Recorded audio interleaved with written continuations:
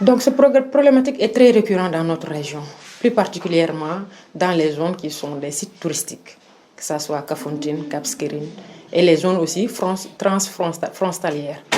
Donc, nous recevons pas mal de femmes ou de filles qui sont victimes de violences, soit physiques, mais aussi sexuelles.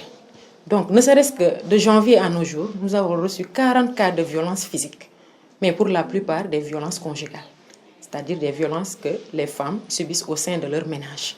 Et pour les cas de violences sexuelles, on en a reçu 22 cas. 22 cas qui ont atterri au tribunal. Et parmi ces 22 cas, on n'a eu que 2 relax. 2 seuls relax. Donc les 20 cas ont été traités avec succès. Et on a eu vraiment des décisions qui sont très satisfaisantes pour la plupart. Parce que ne serait-ce que le mardi dernier, on a reçu 4 cas de viol, dont un enfant de 3 ans et une personne âgée, une vieille dame. Donc pour ces 4 cas-là, le tribunal a eu à prononcer le maximum de la peine, c'est-à-dire 10 ans ferme, aux auteurs qui ont été reconnus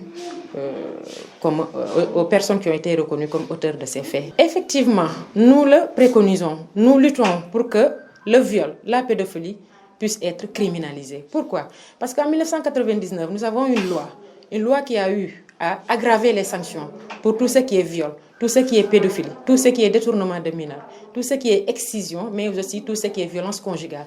Mais on a constaté que depuis lors, les choses se sont le plus aggravées.